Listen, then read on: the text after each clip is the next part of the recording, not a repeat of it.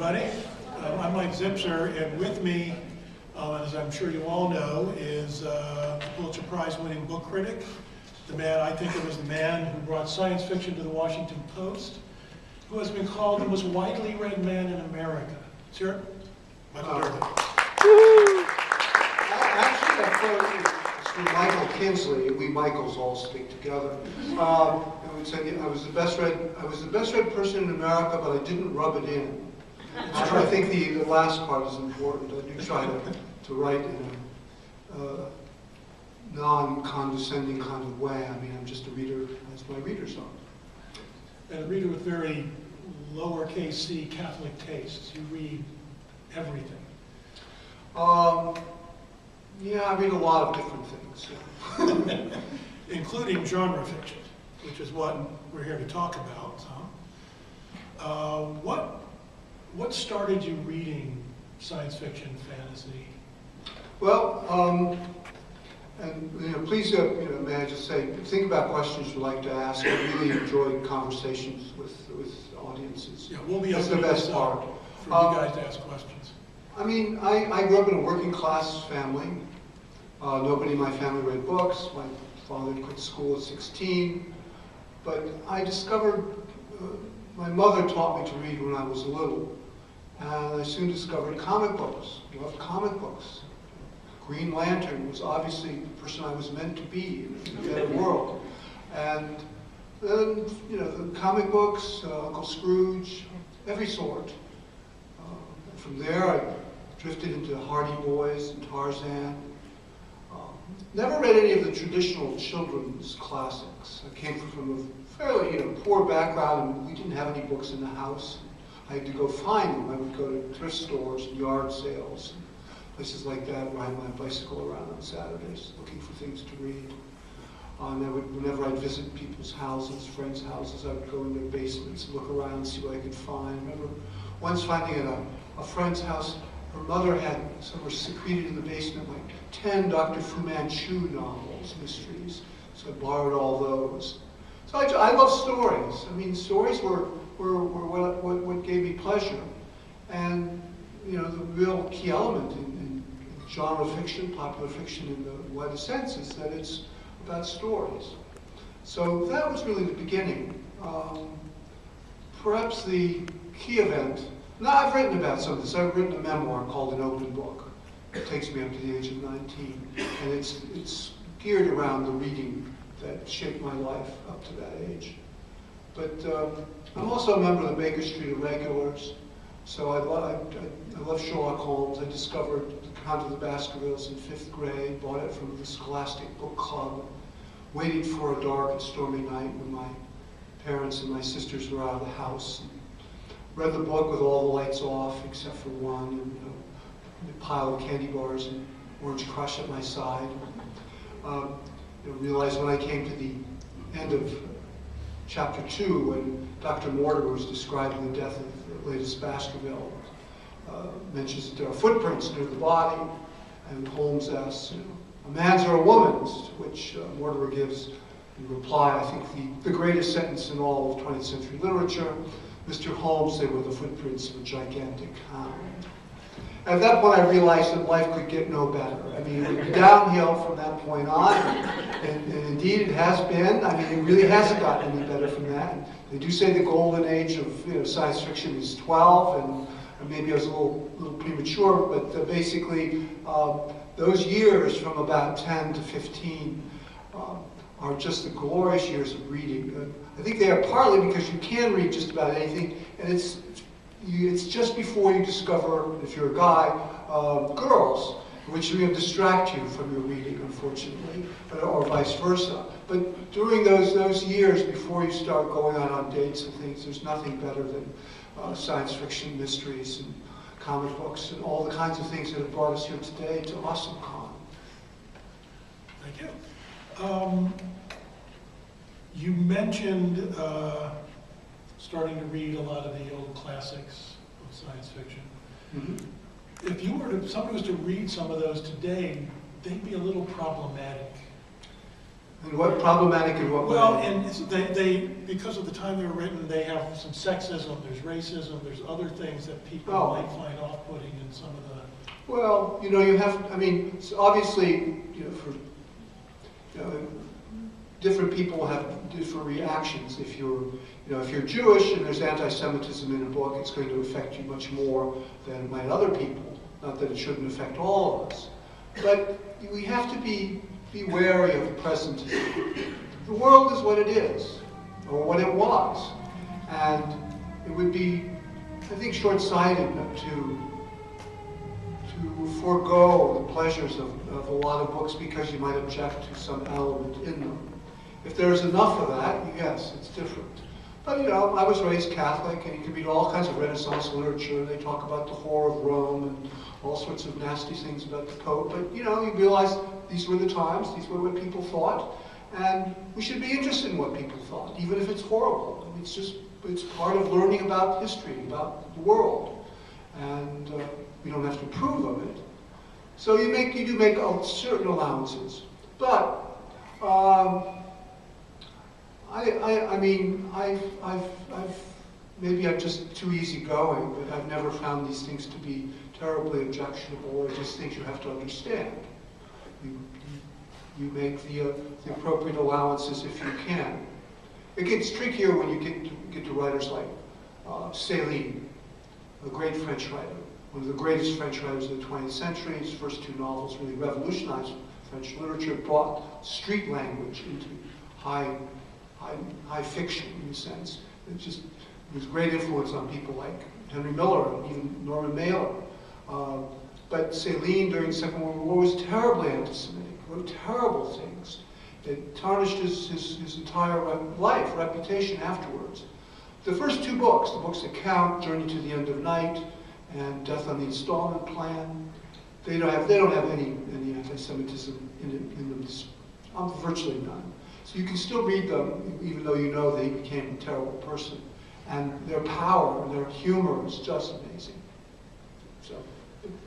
Well said. One of the things I understand you have a particular fondness for, that I'd like you to discuss some, is 19th century lost civilization novels. Oh, Lost World novels. Lost Worlds. I've written a number. Well, one of my passions over the last, I realized 36 years that I worked for the Washington Post in one capacity or another, was to be a champion of popular fiction, of genre fiction, to urge people to read beyond the bestseller list, but also to read beyond the established traditional canons. That the books that have affected our imaginations, that have shaped us, are not always the obvious great books of the Western world sort.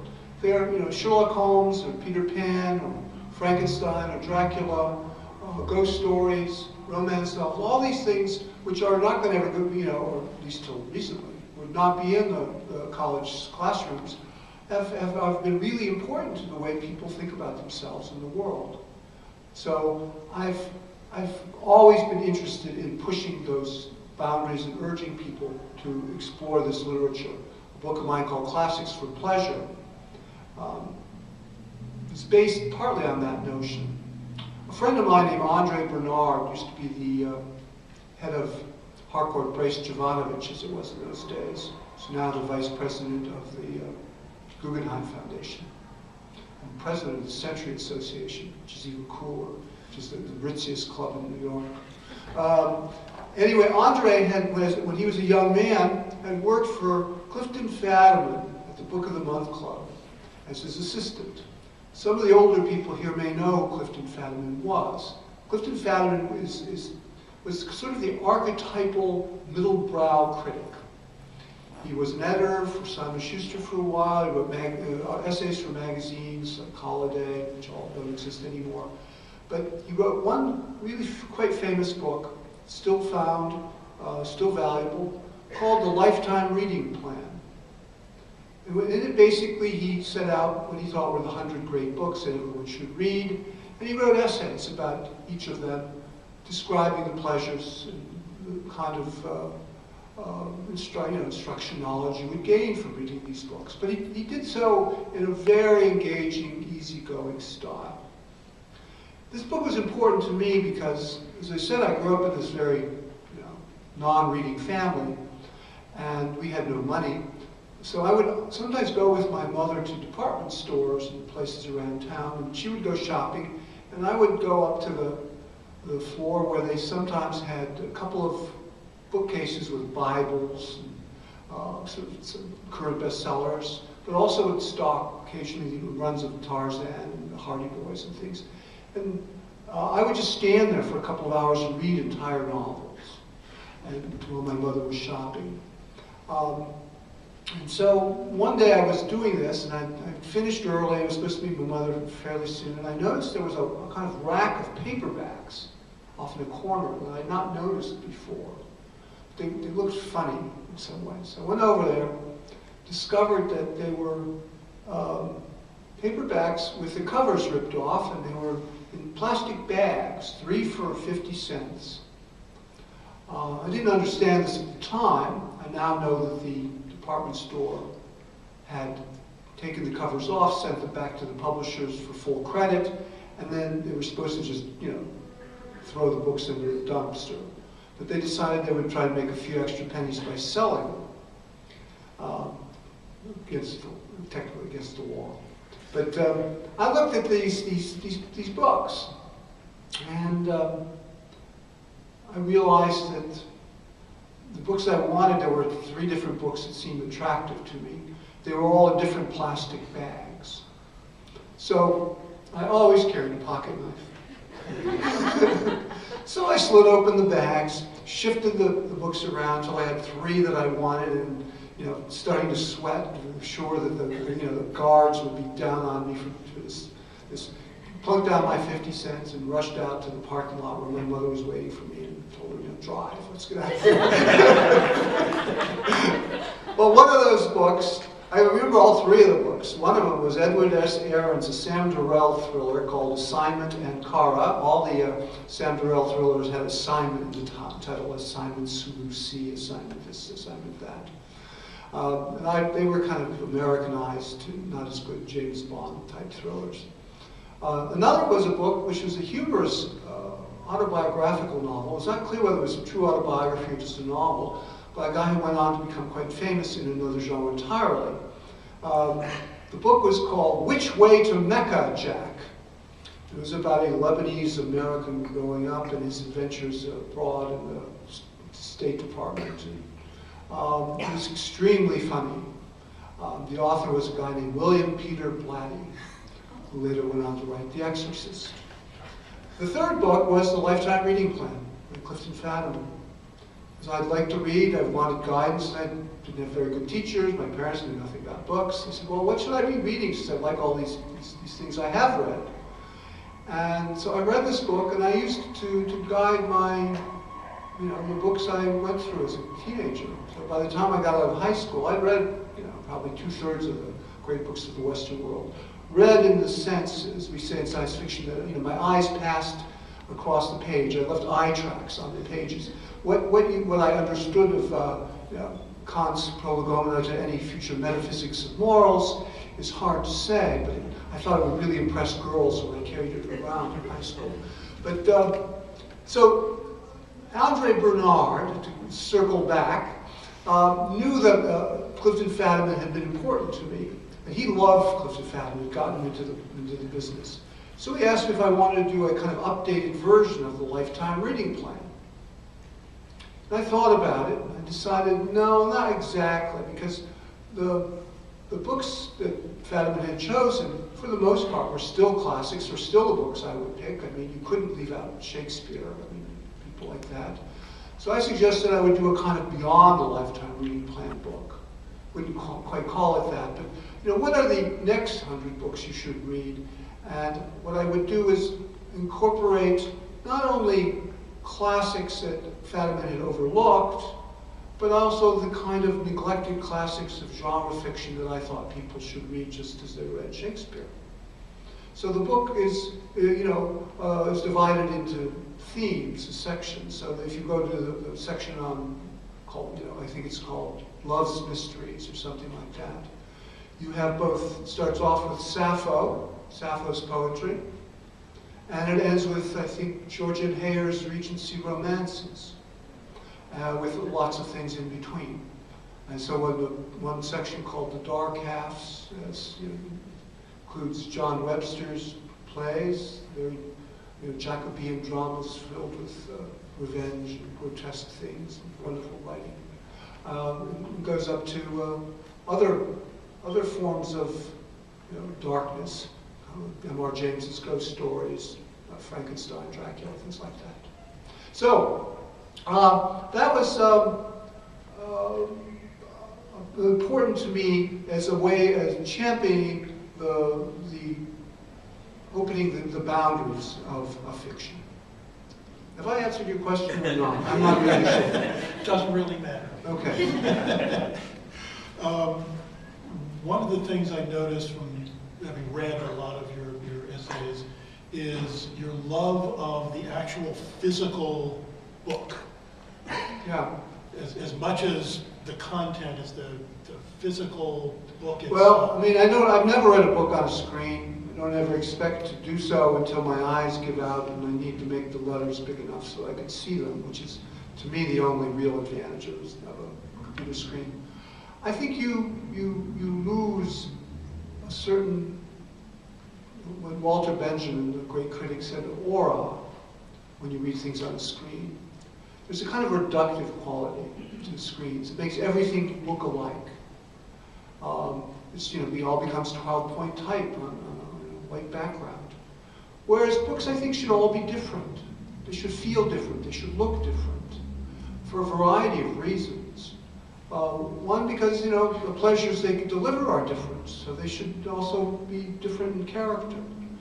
I think that if you're reading, the example I've used before, but one I like is, if you're reading Philip Marlowe mysteries, Raymond Chandler, you kind of want a cheap paperback with, a leggy blonde on the cover and a guy in a trench coat.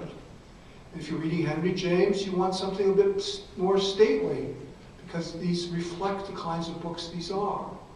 At the same time, when you read a book, you gain so much from the context of its physical appearance that if you're interested in books from the late 19th century, you'll discover that they have decorated bindings that are really quite glorious. They have a certain quality to the type, to the paper. They often have illustrations, steel engravings, or sometimes artwork by famous artists, illustrators of the period. You experience an enlargement of your reading experience when you're handling the actual book. Plus, when you have a book, you can put it on your shelf. It becomes a part of your life. It's there. You see it every day. If you've read it, it reminds you of the pleasure it gave you. If you haven't read it, it reminds you should be reading it. And to own a bookcase or a book, a room full of books, it becomes a reflection of who you are or who you would have liked to have been. It becomes, a real kind of outward representation of yourself. Whereas if, when you carry just an iPad or Kindle or something, you have everything available on it, but it's, everything is available in the library, in a sense. I mean, but a public library isn't you. It doesn't have enough of your own personality to it. All you're gaining from the reading that you do on the screen is the experience of the book, which is invaluable, of course, but you get so much more when you actually have bought a book. You get to keep it, you get to pass it on, turn to it, write in the margins, underline things. You pass by. I have lots of books, and I pick them up sometimes, and I don't read them again. I just pick them up and look at them, or I'll flip through, look at what I've thought at some point. I maybe scribbled something in the margin. I think those are experiences that enhance our reading and that are to a small degree available on screens, but not as easily done as with books themselves, and certainly don't have the sense of being surrounded by them.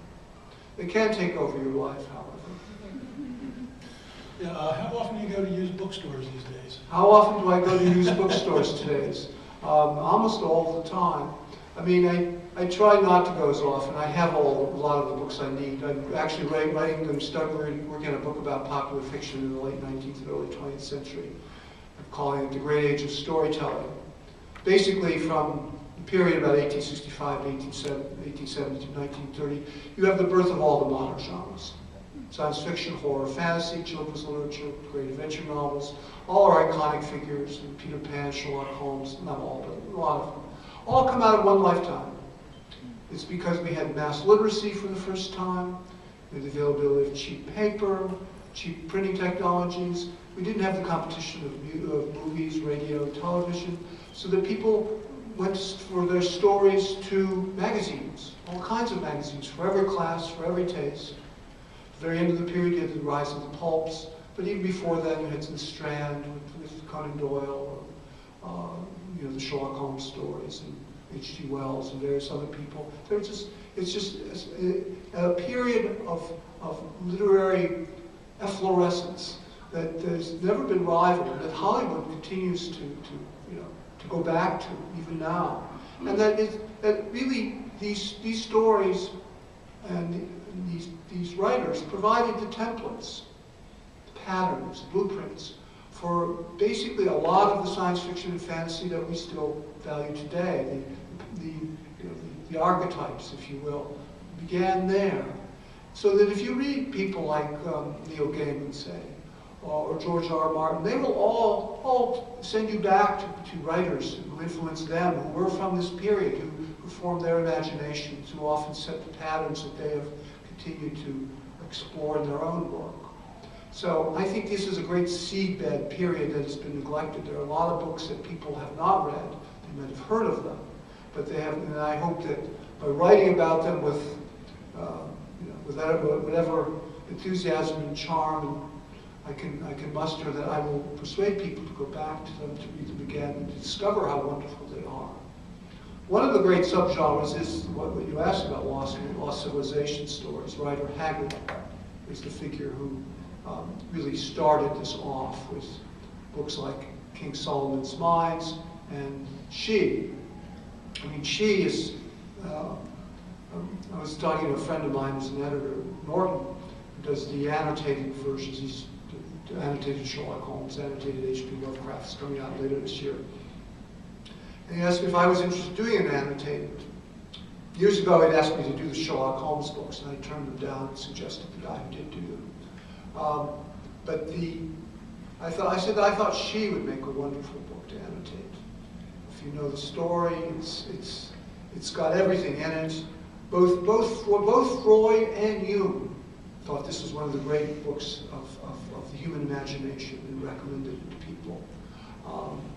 And it's, to tell you the story would take too much time, but if you've never read She, Rider Haggard, I suggest you go out and find a copy. So this began a whole subgenre of interest in the idea that there were pockets of lost civilizations that have survived. The idea of Atlantis. There are a lot of novels about Atlantis that people have stumbled across and find various sorts of utopias or dystopias there that exist there. This is also a period, early on, the hollow earth theories. It was widely believed that the earth was hollow inside. Jules Verne uses this in Journey to the Center of the Earth. So does Edgar Rice Burroughs at the Earth's Core and the Pellucidar stories. And a lot of other people discovered that there's Sims holes at the North Pole where you can enter into the hollow earth where all sorts of things might exist. So I find these things fascinating and wonderful.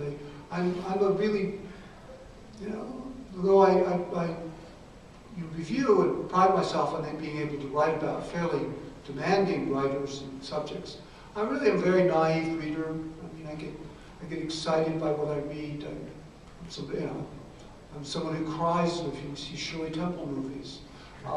So I really like the excitement of these stories. They make me feel again, to some degree, as though I were 10 or 12 years old. Because that's what we really miss when we get old. after that golden period, we still become readers. But reading, you know, as we become adults, we know too much. I mean, sometimes we read too much, but we can't recapture that kind of just the wonderful happiness that a book would bring us when we're that age. But sometimes when you find the right adventure story, you touch on it again. That sense of wonder. Sense of wonder, sense of magic, sense of pleasure, all these things come together. Where are you in this new book? I'm about to sign the contract. But I've been writing for a long time now. I write for the Washington Post now on Thursdays, review all sorts of books, some genre books from time to time. But I do write, for everything I write for the Post, I write for someone else as well, something. So, for example, for the online Barnes & Noble review, Barnes & Noble is, you know, an evil empire in some ways, but they have a really quite good online book section, book magazine, called the Barnes & Noble Review. I write a column every, you know, month or two called Library Without Walls, where I talk about sort of neglected books, or old books, or books in translation, or books from around the world, or things that are not bestsellers. So the one came out just last week was on Robert W. Chambers and The King in Yellow. King in Yellow now being in the news because of the series True Detective. So I write about the stories in The King in Yellow, which is about an accursed book, which brings madness and worse to people who read it. As well as a couple of other Chambers novels. One's called In Search of the Unknown, a series of sort of comic misadventures like Baron Munchausen or the Lord Dunsany's Jorkin stories about a scientist who discovers extinct animals and has various adventures around the world. And they're quite funny.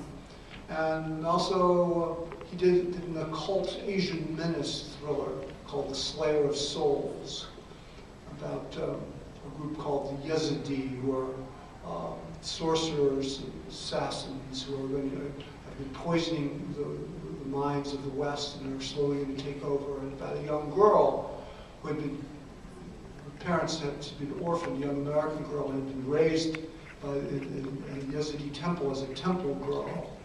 But she has escaped as a young woman. And while she was there, she has, it was sort of straight out of Marvel superhero comics or radio serials like The Shadow. She's learned the powers, the magic of the Yazidi, and she has great skill with this. So they fear her and what she knows. And basically, she alone, it was Tressa Norn, stands between the Yazidi and their plan for world domination. It's a story of how she defeats them. It's really quite thrilling, filled with yellow peril kinds of cliches. But if you don't. Well, I love Dr. Fu Manchu. Of course, I wasn't Chinese American or anything like that. But these are.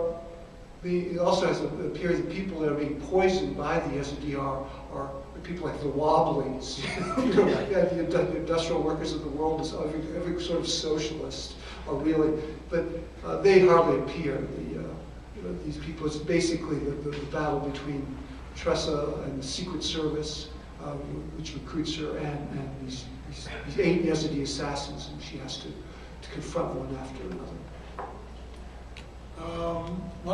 Anyway, the Robert Chambers, I've written about all sorts. I wrote about Edward James ghost stories, about Arthur Machen. I've written about Lord Dunsany. I've written about all sorts of people that I know I'm going to use in this book.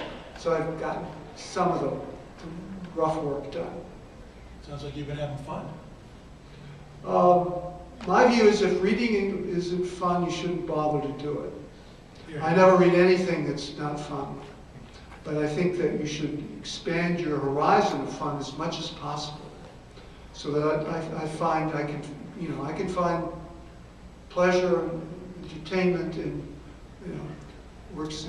Plato at the Googleplex, history of philosophy, Plato's philosophy, but also in reading Fergus Hume's The Mystery of a Hansom Cab, the most popular crime novel of the 19th century.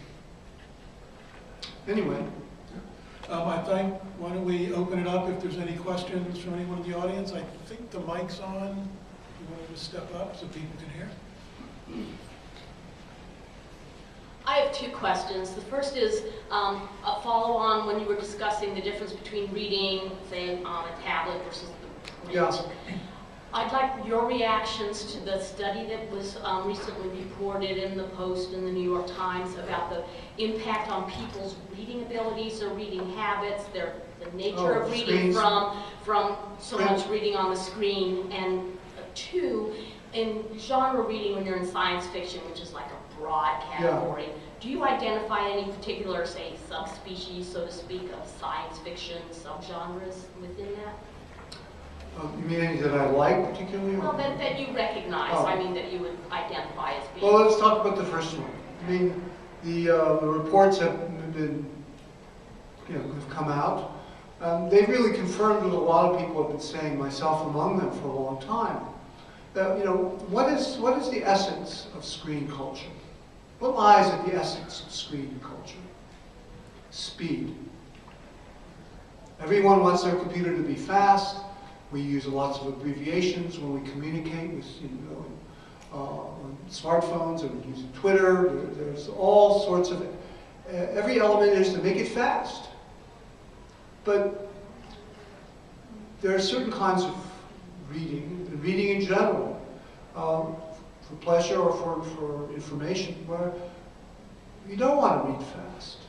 It's working against the grain of reading. Reading is an act of slow focus, concentration, allowing another writer, another person's personality, taste, story to come into your own life.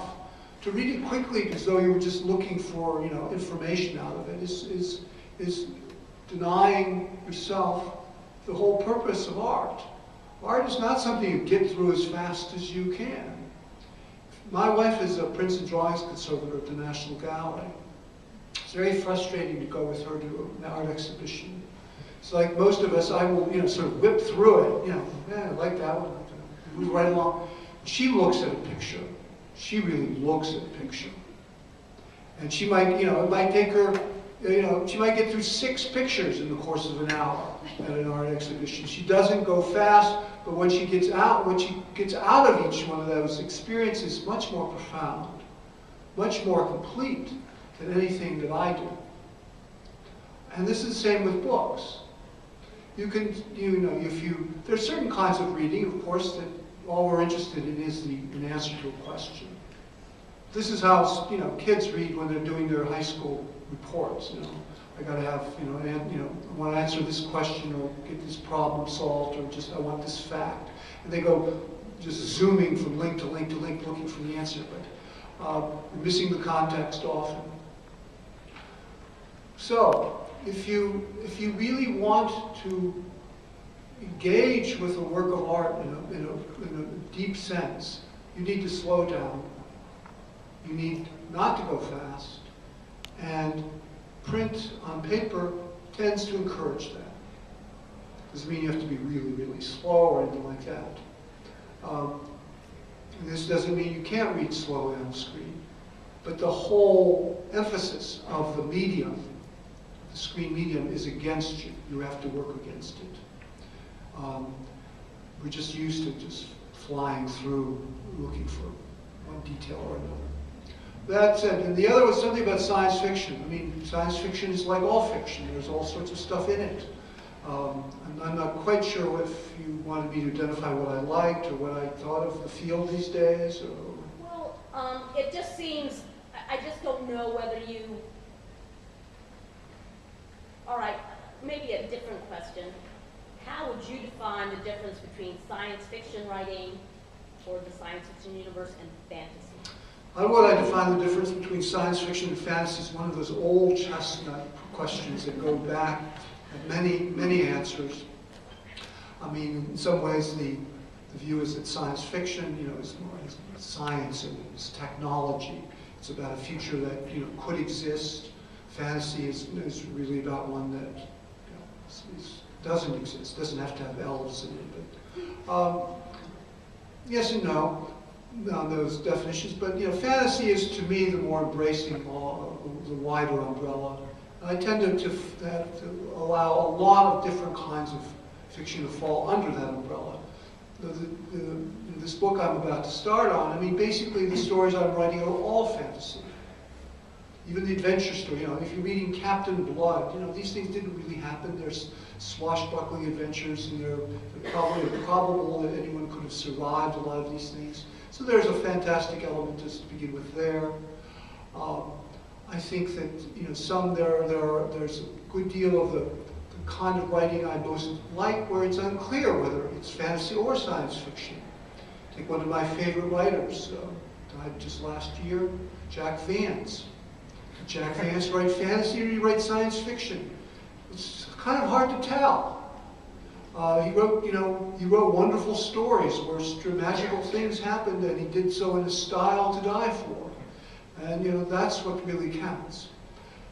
My whole argument is that a lot of this genre stuff that we talk about, these terms like science fiction, fantasy, they are for good or ill, they're kind of ghettoizing.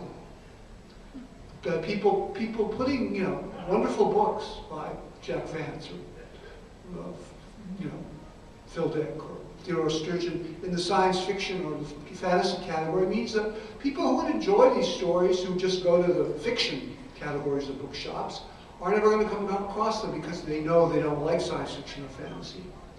I think that we should be wary of all these sorts of terms. We should find writers who explore themes or who write in the kind of prose that we respond to, and just read them. I mean, if you like a writer, if you like Stephen King, you've probably read all sorts of books. They're not all horror fiction in the same way. You read them because it's by Stephen King, whose writing and whose approach to literature and life you like. So I would be extremely leery of building my reading around one particular genre or another. Read at whim, follow your taste, and read broadly. Other questions? Good. Yeah. I was just wondering, you mentioned Martin earlier, George R. R. Martin, and I was wondering what you viewed, like in my personal opinion, I think that he's kind of taken the epic poo of Lord of the Rings and changed have characters that are not all black or white, but kind of multi. And I was wondering what your thoughts were on the subject of like what his impact has been on fantasy fiction as a whole, because he talks a lot in his essays too about that he writes everything, not just science fiction. Yeah, I mean, I've known George for a long, long time. If any of you go to the National Book Festival, I remember one year ran the tent on science fiction and fantasy, and I've often introduced people like most of the science fiction writers. I remember one year I had both Neil Gaiman and George R. R. Martin there, and the three of us went out to dinner. And Neil was telling me that he was writing a screenplay for Beowulf, and you would never guess who was going to play Grendel's mother. And I couldn't believe, said Angelina Jolie. And then George R. R. Martin said, there's some people in Hollywood who are interested in my books, maybe making them into a TV series. So whatever happened to that TV series?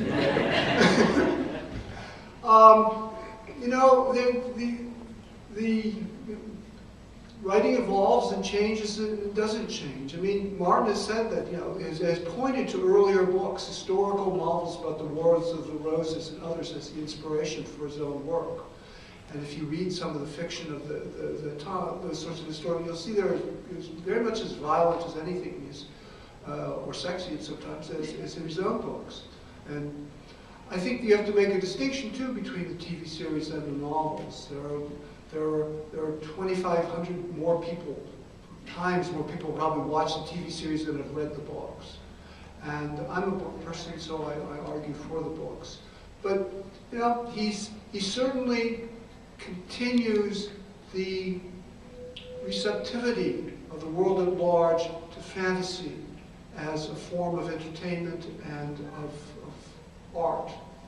When I started out in the book business years ago, everyone knew that the only really kind of book worth reading was mainstream realistic fiction. ideally about adultery in Connecticut. And so we've come a long way since then.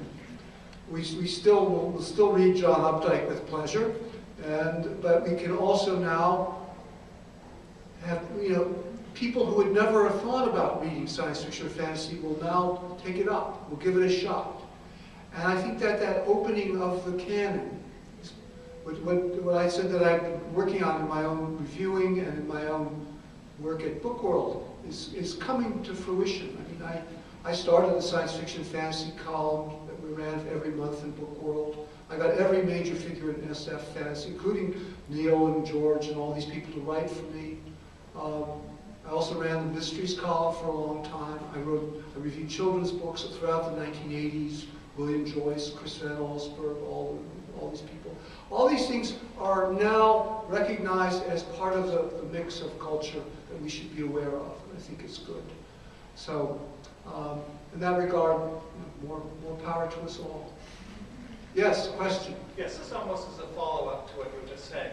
But a few years ago, in the height of the Harry Potter craze, your colleague, book colleague, writing critic, Ron Charles, had a column, rather Sunday, big emphasis on why adults should not be reading books such as Harry Potter.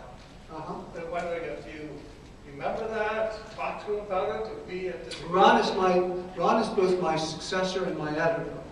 I took the buyout at the Post 10 years ago to became a contract writer. I was the youngest person eligible to take it at the time. He was hired to replace me. Subsequently, he's become my editor. He's a wonderful writer about fiction. We don't agree on a lot of things, but I think there was a period when, I do think that adults need to read adult books as well as children's books. Right, yeah. But I think that, I also argued, I remember when I first began to review children's books, my boss then was a woman named Brigitte Weeks, who later became the editor-in-chief of the Book of the Month Club. And I said, Brigitte, I don't really know how to review children's books. And she told me, she said, review them in the same way you would review grown-up books. And I've taken that to heart, so that I take children's books with the same seriousness that I take adult books. And indeed, I've argued that to write a really great children's book is a lot more difficult. You have no room for error in a children's picture book. Everything has to be right. I guess I would disagree with Ron. I think people should read Harry Potter, but I don't think they should just read only Harry Potter. Yeah. That's the only issue I would just, I would say. In my own case, I read the first 2 Harry Potters and never read the rest. I reviewed the first 2. I said the first one was terrific. She'd learned a lot from Roald Dahl. I thought the second was a major disappointment. And after that, I never saw any reason to review them again because they were out of control. My kids have read them all, and if in another world I would have read them, but the one problem in my own life as a reader is that if I'm not reviewing a book, I probably am not going to be reading the book because I just don't have the time. I move my lips while I read, talk about reading slowly. It takes forever. Yes? Hi, my name's Rob. I'm wondering if you see the changes in the publishing industry with conglomeration of publishers and publishers becoming parts of multimedia conglomerates and things like that as having a negative impact on the artistic nature of some of the writing and the possibilities for more adventurous and interesting things happening that becomes much more kind of middle of the road. Well, yeah, I think that's probably true. I mean, the bottom line becomes ever more important the larger the corporation. If a big corporation, they're just interested in profits, and people run them tend to be businessmen, not literary figures. So all the major publishers basically would really like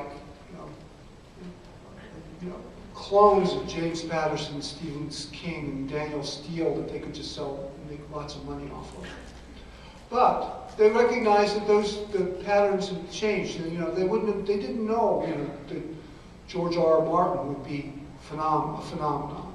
So they have to keep experimenting a certain amount, trying new writers, putting some money there, signing them up, in the hopes of discovering somebody who will become the next figure of that sort. But while the trade publishers have become more corporate, because of the changing nature of technology, we now have all these other avenues for writers to bring their books out. There's been a great explosion among small presses. If you're interested in horror fiction, for example, particularly if you like ghost stories and the like, there are presses like Centipede and Tartarus and Ash Tree, which is moribund now, but one who produced wonderfully handsome books, republishing both classic figures like M.R. James or Arthur Machen or Algernon Blackwood, but also introducing new writers who are continuing these sorts of traditions. So there's a lot going on in the independent press movement. The whole issue of self-publication is another one. I feel more ambiguous about that. They're basically the heir to vanity presses. And vanity presses sometimes publish wonderful books. I mean, Gertrude Stein's Plain Edition was a vanity press and published a lot of her books. But the Post won't review those books, and it will be a while before that changes. But it could change. We see things alter. But I used to remark about blogging and all these people who write blogs and feel that this, is an important form of writing. I said, but what do all bloggers really want?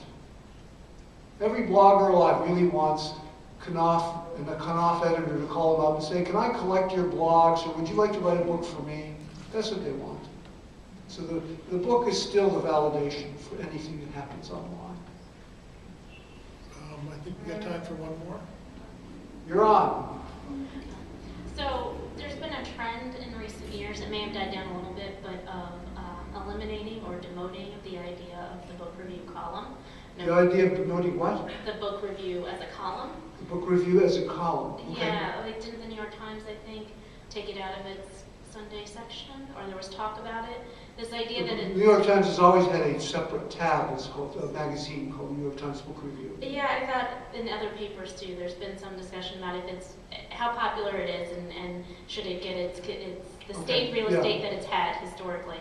And I think that's a scary trend. I was wondering how you think that affects readers, because I think there's I know a lot of people who've only read a certain book or author or type of book because they read the review. So I was Well, curious. I mean, obviously, since I've spent my life reviewing books, I have a certain prejudice point of view. But to look realistically at it, things are changing. We do have the, my company, the Washington Post, is no longer owned by the Graham family. It's owned by the owner of Amazon. So far, the book reviews have not changed, but I think I could see them going either way. Jeff Bezos might say, well, Amazon is based on books, built on books. We're going to really, pump up the book section, get more books reviewed. We're going to double Dirda's salary, and everything, all that. We're really going to, go get behind this. Or you could say, hey, we got all these reader reviews now on Amazon. What do we need book reviews for in the paper? So it could go both ways. The part of the point of book reviews, though, is that they do talk about the books that are out there, or a certain small percentage of them, because it is only a small percentage. And they do help readers decide whether they want to read a book or not. But in theory, the book review also provides in miniature it should provide pleasure, kind of what I think of as literary entertainment. Often most people are never going to read the book, particularly in nonfiction, but a good review will give you the gist of nonfiction. And if you read the same reviewers or critics over time, you learn their tastes, and so know whether you can trust them or not. You hear a lot the phrase, the word gatekeepers, that newspapers are gatekeepers in the way that the net and the online world are not. That everything I write for the New York Review of Books or the Times Literary Supplement or the Washington Post is edited, fact-checked, sent back to me, looked at again, queried. Robert Silvers, who edits the New York Review of Books, has been the editor for 50 years there. He's in his 80s now. He will still call me up, or any of his people, 9 o'clock Sunday night. He said, I was thinking maybe that this comma really should be a semicolon. I mean, they give you that kind of attention at major newspapers, book sections, and magazines. So that in theory, things are vetted. They're reliable. You know you're getting honest, relatively honest judgments, ones that are beyond just political influence or log rolling. One of the things you don't know when you read things online is this written by the author's wife, ex-wife, best friend, worst enemy? You don't know that a lot of times. Whereas with newspaper reviews, you do have a certain assurance that an effort has been made to be objective and impartial. And so I think that there is value there. It may be that the whole genre of book reviewing will slowly wither away, and that books will come to the attention of people simply through numbers. Everything will become numbers. The number of people who write about a book on Amazon or something that will draw attention to it. That raises a whole other aspects of screen culture, and then you have a kind of breakdown of common culture. When I was growing up, even though I grew up in a place where I didn't read books, but I knew about certain magazines, the New Yorker, the Harper's, the Saturday Review of Literature, newspapers. They were the gatekeepers. They were the ones who talked about culture. They were important, and you read them, and you became part of a living tradition of literature in America. Whereas now everything's so divided, so all over the place.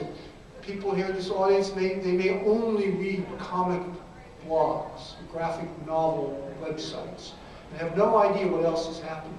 Whereas if you read a newspaper or if you read a magazine's book section, they would have a story about graphic novels, but they'd also have something about the latest winner of the Prix Goncourt. You would at least have exposure to a wider range of literary production. And I think that's what's, we don't need to have all our prejudices reinforced by just following them, which is what tends to often happen, I think, when we go online. We just go to the same places that we already know and feel comfortable with. I mean, the purpose of books, after all, is to make us uncomfortable. I mean, that's one definition of great literature. People ask me, how can you tell whether a book is a great book?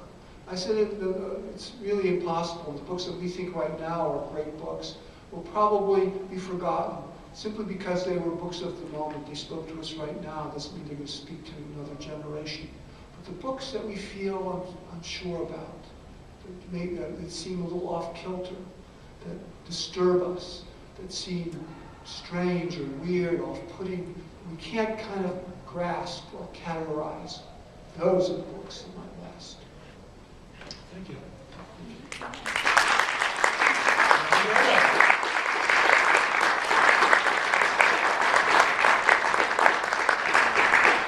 Thanks for coming out. I mean, it was grateful you all came out. I could hardly tear myself away from the vendors myself.